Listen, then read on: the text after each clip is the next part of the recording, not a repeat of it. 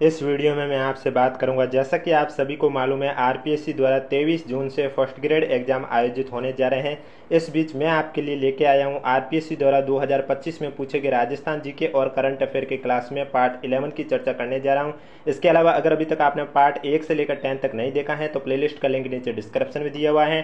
Daily ये class आपको इसी यूट्यूब चैनल पर इसी समय देखने को मिलेगी। इसलिए अगर अभी तक आपने चैनल सब्सक्राइब नहीं किया तो चैनल जरूर सब्सक्राइब कीजिए, इससे कि आपको पता चल सके कि 2025 में जो आरपीएससी के प्रश्नों का लेवल है वो कैसा है, यानी कि लेवल है वो कैसा है। क्योंकि जिस तरह से 2025 में इन्होंने एग्जाम आयोजित करवाए हैं, जो प्रश्नों का लेवल रखा है वही आपके फर्स्ट ग्रेड एग्जाम में भी उसी तरह का लेवल रहने वाला है। तो अभी तक आपने 10 तक पार्ट नहीं देखे हैं तो आप जाके देख सकते हैं, और बाकी वीडियो की स्टार्टिंग में मैं आपको बता देता हूँ मैं कौन से पेपर की चर्चा करने जा रहा हूँ।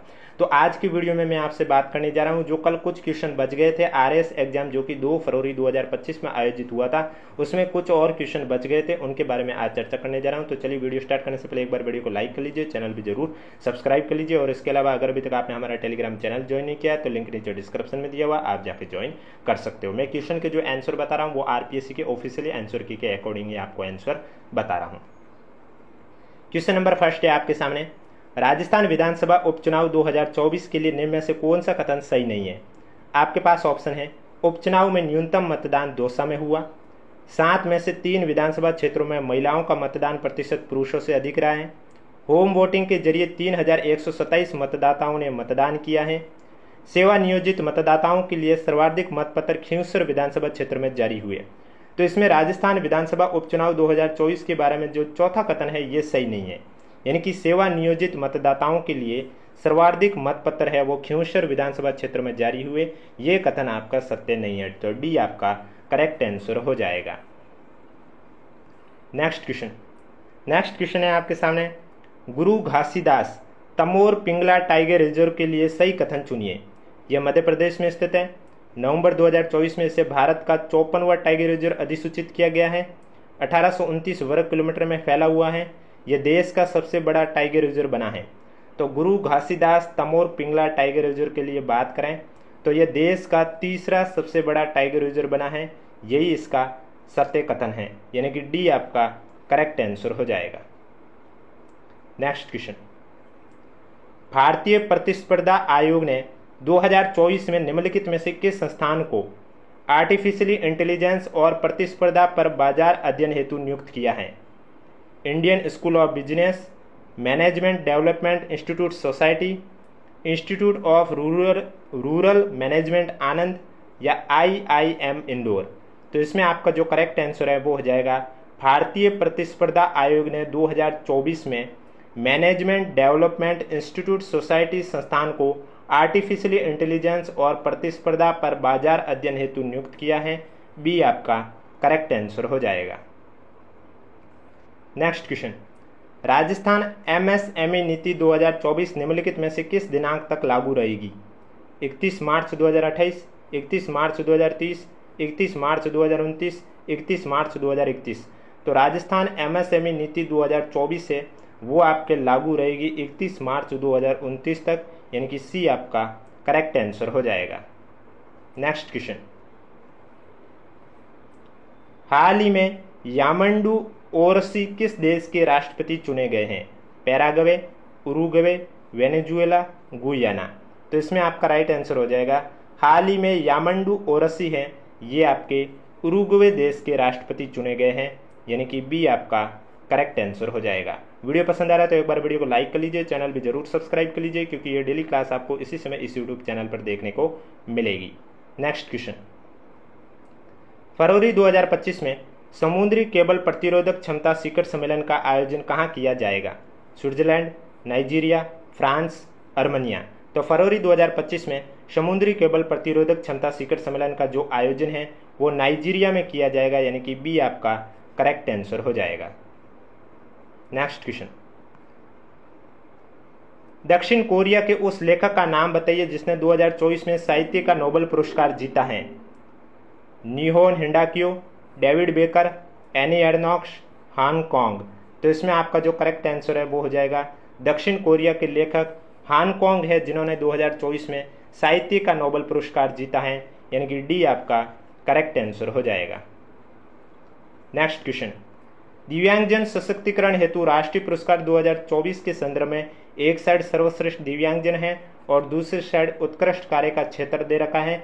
इसमें आपको सुमिलित करके करेक्ट आंसर बताना है कि कौन सा सही है। तो सबसे पहले इसमें दे रखा है आपके सामने अनन्या विजेश, तो ये सर्वश्रेष्ठ दिव्यांगजन है, इन्हें किस उत्कृष्ट कार्य के क्षेत्र के लिए पुरस्कार दिया गया है, तो इनका हो जाएगा संगीत के लिए। प्रतीक खंडेलवाल को सुगमतय के लिए दिया गया है। प्रियंका दीपक दबड़े को कला और संस्कृति के लिए दिया गया है, यानी कि दूसरा, तीसरा, पहला, डी आपका करेक्ट आंसर हो जाएगा। नेक्स्ट क्वेश्चन, हाल ही में भारत सरकार ने कुछ भाषाओं को शास्त्रीय भाषाओं की सूची में शामिल करने का अनुमोदन किया है। अब कुल कितनी भाषाएं को शास्त्रीय भाषा का दर्जा हासिल हुआ है? 6, 8, 10, 11। तो अब वर्तमान में टोटल 11 भाषाओं को शास्त्रीय भाषा का दर्जा दिया गया है, यानी कि इसमें आपका जो करेक्ट आंसर है वो डी आपका राइट आंसर हो जाएगा। नेक्स्ट क्वेश्चन, भारतीय सेना और कंबोडिया सेना के बीच संयुक्त टेबल टॉप अभ्यास सिनबैक्स का पहला संस्करण कहां आयोजित हुआ है? आपके पास ऑप्शन है मुंबई, पुणे, जोधपुर, भुवनेश्वर। तो सिनबैक्स का पहला संस्करण भारतीय सेना और कंबोडियाई सेना के बीच में संयुक्त टेबल टॉप अभ्यास है, वो आपके पुणे में आयोजित हुआ है, यानी कि बी आपका करेक्ट आंसर हो जाएगा। नेक्स्ट क्वेश्चन, 8 दिसंबर 2024 को भारत नॉर्वे गोलमेज सम्मेलन कहां आयोजित किया गया?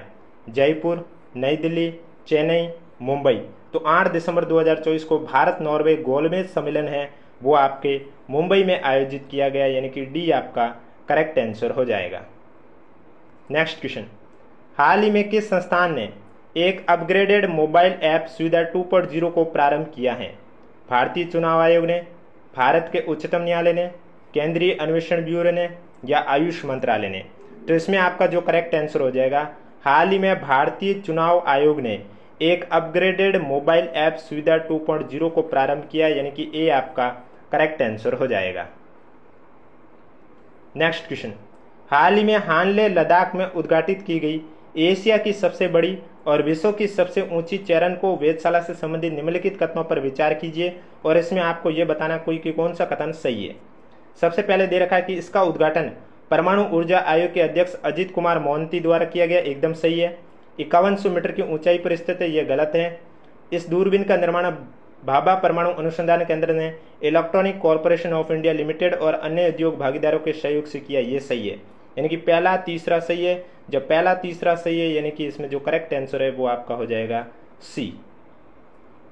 नेक्स्ट क्वेश्चन है आपके सामने, निम्नलिखित में से किस भारतीय ने श्री अतुशी मिमुरा के साथ सितंबर 2024 में टोक्यो में आयोजित दूसरे भारत जापान वित्त संवाद में सह अध्यक्षता करी है? तुइनकात पांडे, दमू रवि, अजय सेठ, विक्रम मिश्री। तो इसमें आपका राइट आंसर हो जाएगा, निम्नलिखित में से अजय सेठ ने श्री अतुशी मिमुरा के साथ सितंबर 2024 में टोक्यो में आयोजित दूसरे भारत जापान वित्त संवाद में सह अध्यक्षता करी है, यानी कि इसका जो करेक्ट आंसर है वो आपका हो जाएगा सी।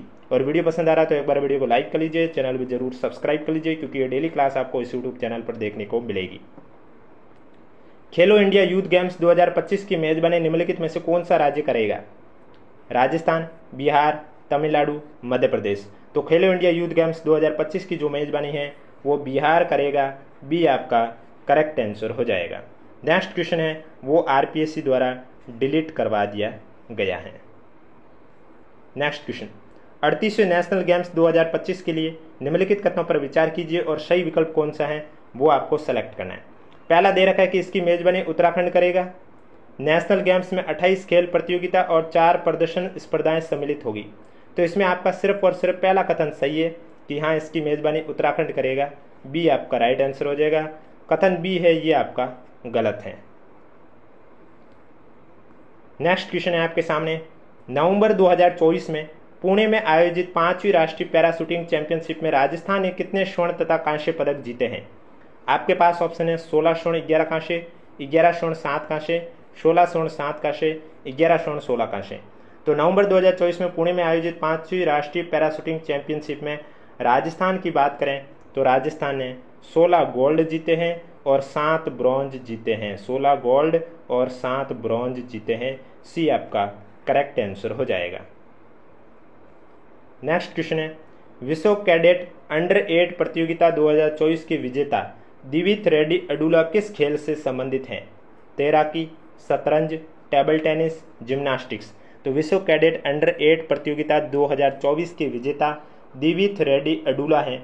ये आपके शतरंज खेल से संबंधित हैं। बी आपका करेक्ट आंसर हो जाएगा। नेक्स्ट क्वेश्चन, निम्नलिखित में से किस पुरास्थल की पहचान पुरातत्व टी.एच. हैंडले ने एक बौद्ध कस्बे के रूप में की थी?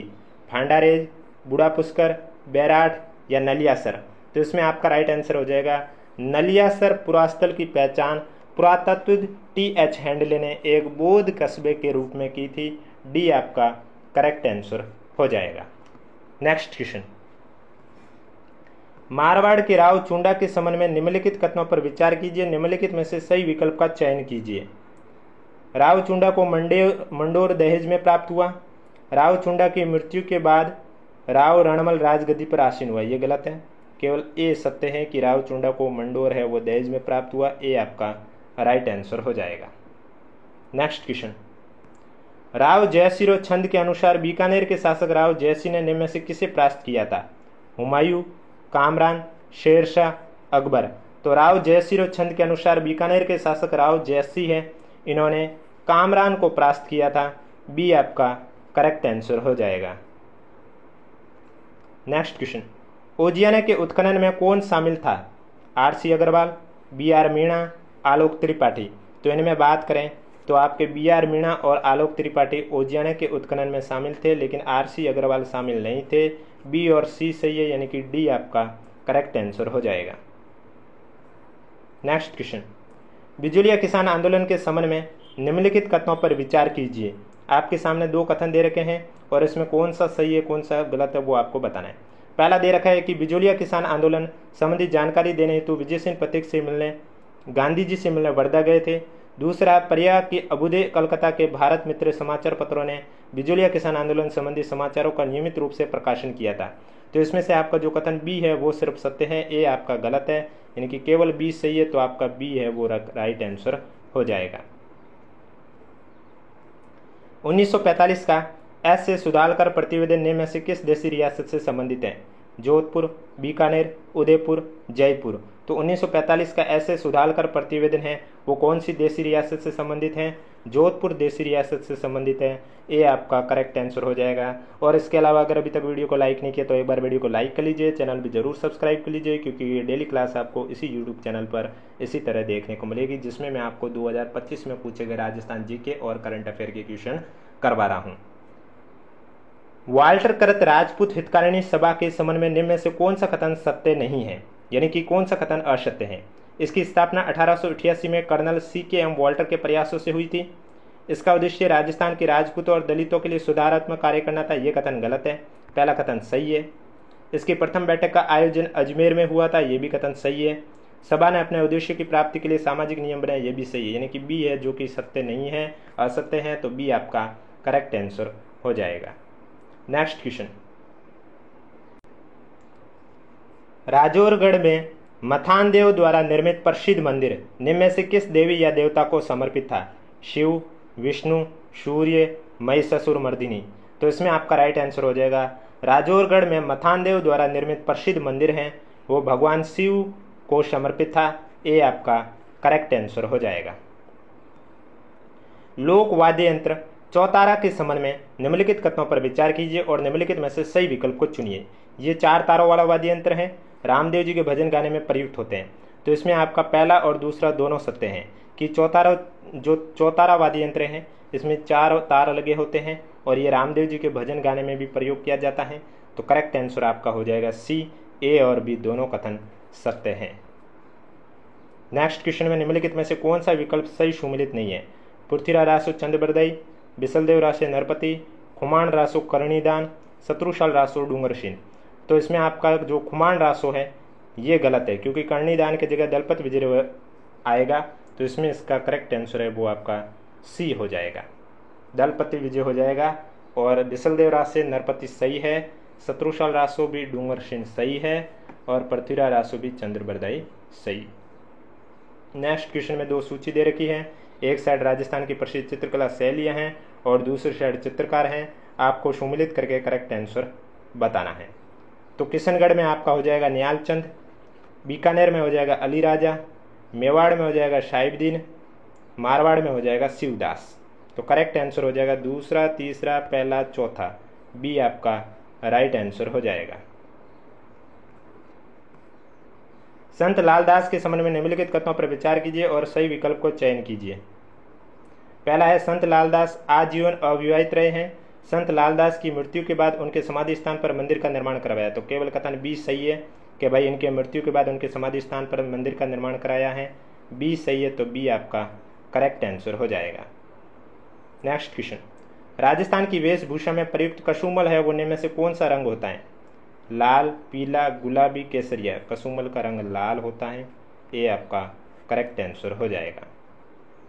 नेक्स्ट क्वेश्चन, मत्स्य संघ के प्रधानमंत्री शोभाराम के संबंध में निम्नलिखित कथनों पर विचार कीजिए और निम्नलिखित में से सही विकल्प कौन सा है वो आपको चयन करना है।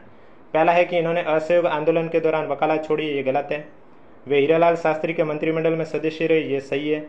जब बी कथन सही है, ए गलत है, यानी कि केवल बी सत्य है, बी आपका राइट आंसर हो जाएगा।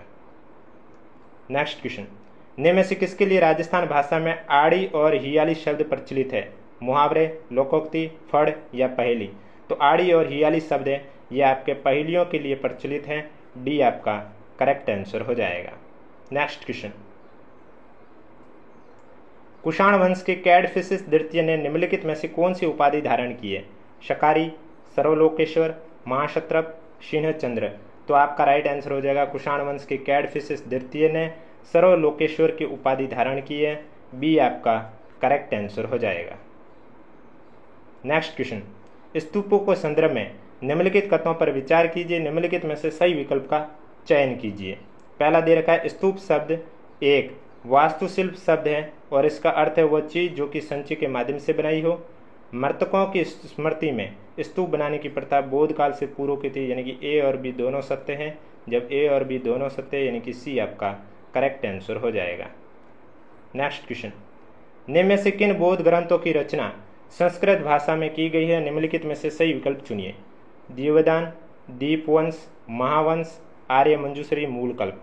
तो इसमें से आपका जो दिव्यदान है और आर्य मंजूरी मूलकल्प है, इन दोनों की जो रचना है वो संस्कृत भाषा में की गई है, सी आपका करेक्ट आंसर हो जाएगा, ए और डी। नेक्स्ट क्वेश्चन, आजीविक संप्रदाय के संबंध में निम्नलिखित कथनों पर विचार कीजिए, नीचे दिए गए कूट में से सही उत्तर का चयन करना है।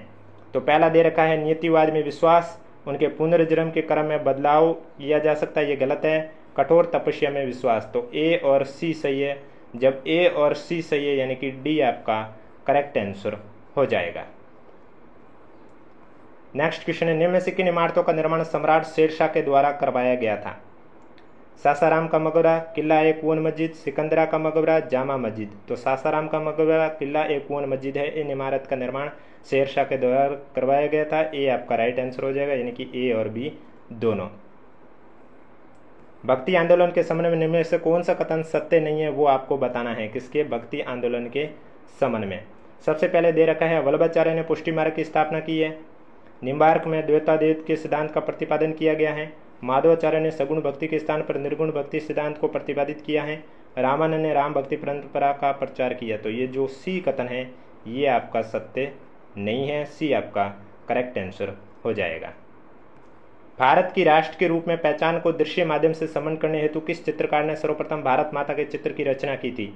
गगनेंद्रनाथ, अवनींद्रनाथ, बंकिम चंद्र, रविंद्रनाथ टैगोर। तो आपका राइट आंसर हो जाएगा भारत की एक राष्ट्र के रूप में पहचान को दृश्य माध्यम से समन करने हेतु चित्रकार अवनींद्रनाथ ने सर्वप्रथम भारत माता के चित्र की रचना की है, बी आपका करेक्ट आंसर हो जाएगा। कृष्णदेवराय के दरबार में कवि मल्लनार्य ने भाव चिंतारंतन और वीर सेवामृत ग्रंथ किस भाषा में लिखे थे? संस्कृत, तमिल, तेलुगु, कन्नड़। तो इसमें आपका राइट आंसर हो जाएगा कृष्णदेवराय के दरबार में कवि मल्लनार्य ने भाव चिंतारतन और वीर सेवामृत ग्रंथ है वो आपके कन्नड़ भाषा में लिखे थे, यानी कि डी आपका करेक्ट आंसर हो जाएगा। भारत में राज्यों के लिए ease of doing business ranking जारी की जाती है, किसके लिए? उद्योग और वाणिज्य विभाग द्वारा, उद्योग संवर्धन आंतरिक व्यापार विभाग द्वारा, निवेश संवर्धक ब्यूरो द्वारा या राजस्थान उद्योग निगम लिमिटेड द्वारा। तो भारत में राज्यों के लिए जो ease of doing business ranking जारी की जाती है, ये रैंकिंग उद्योग संवर्धन और आंतरिक व्यापार विभाग द्वारा जारी की जाती है। बी आपका करेक्ट आंसर हो जाएगा। नेक्स्ट क्वेश्चन, मुख्यमंत्री राजस्थान आर्थिक सुधार सलाहकार परिषद के स्थान पर निम्नलिखित में से किसका गठन किया गया है? राजस्थान कौशल आजीविका विकास निगम का, Rajasthan institute for transformation and innovation का, Rajasthan centre of advance technology का, या राजस्थान ग्रामीण आजीविका विकास परिषद का। तो इसमें आपका जो करेक्ट आंसर है वो हो जाएगा मुख्यमंत्री राजस्थान आर्थिक सुधार सलाहकार परिषद के स्थान पर रीति का गठन किया गया। रीति यानी आर यानी राजस्थान, आई यानी इंस्टीट्यूट, फॉर टी यानी ट्रांसफॉर्मेशन एंड आई यानी इनोवेशन। तो इसमें जो करेक्ट आंसर है वो आपका हो जाएगा बी। और अगर अभी तक वीडियो को लाइक नहीं किया तो एक बार वीडियो को लाइक कर लीजिए, चैनल भी जरूर सब्सक्राइब कर लीजिए। रीको द्वारा राजस्थान में विकसित नहीं किया गया है। Medtech medical devices park Boranada Jodhpur, ये रीको द्वारा विकसित किया गया राजस्थान में। Integrated resource recovery Jammu Ramgarh Jaipur, ये भी किया गया है। Sports good and toys zone Khoskheda Bhiwadi, ये भी किया गया है। एग्रो फूड पार्क उदयपुर, ये नहीं किया गया। तो डी आपका करेक्ट आंसर हो जाएगा। नेक्स्ट क्वेश्चन, राजस्थान सरकार ने एमसैंड नीति वर्ष 2024 में घोषित की है, यह प्रभावी रहेगी 31 मार्च 2029 तक तथा नई नीति की घोषणा होने तक, 31 मार्च 2030 तक या नई नीति की घोषणा होने तक, 31 मार्च 2032 तक या नई नीति की घोषणा होने तक, 30 जून 2029 तक या नई नीति की घोषणा तक। तो राजस्थान सरकार ने जो एमसैंड नीति वर्ष 2024 में घोषित की थी वो आपके 31 मार्च 2029 तक या फिर नई नीति की घोषणा होने तक लागू रहेगी। ये आपका करेक्ट आंसर हो जाएगा। एक सूची में 2023-24 में रीको द्वारा विकसित किए गए नए औद्योगिक क्षेत्र हैं, दूसरे साइड उनके स्थान दे रखे हैं, आपको सम्मिलित करके करेक्ट आंसर बताना है। तो सबसे पहले नाडोल, नाडोल आपका हो जाएगा पाली में, धर्मपुरा आपके हो जाएगा बाड़मेर में, उमरिया आपके हो जाएगा झालावाड़ में, और माल की तूस आपके हो जाएगा उदयपुर में। चौथा, तीसरा, दूसरा, पहला, बी आपका करेक्ट आंसर हो जाएगा। नाडोल पाली, धर्मपुरा आपका हो जाएगा बाड़मेर, उमरिया हो जाएगा झालावाड़, और माल की तूस हो जाएगा उदयपुर में। नेक्स्ट क्वेश्चन है आपके सामने, पीएम सूर्य घर मुफ्त बिजली योजना के संदर्भ में निम्नलिखित में से कौन सा कथन सही है वो आपको बताना है।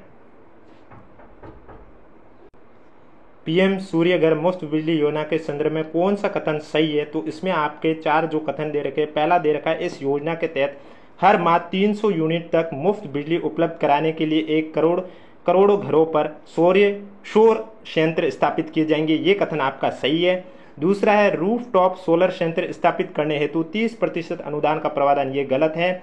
तीसरा है, योजना पंजीकरण आवेदन स्वीकृति तथा अनुदान की 100% ऑनलाइन व्यवस्था, ये सही है। प्रत्येक आवेदक को 4% बैंक ब्याज पर ऋण देने का प्रावधान, ये गलत है। यानी कि जो करेक्ट आंसर है वो पहला और तीसरा ही हो जाएगा, यानी कि सी आपका करेक्ट आंसर हो जाएगा। नेक्स्ट क्वेश्चन है आपके सामने, राजस्थान में आस्था योजना के लिए निम्न में से कौन पात्र है?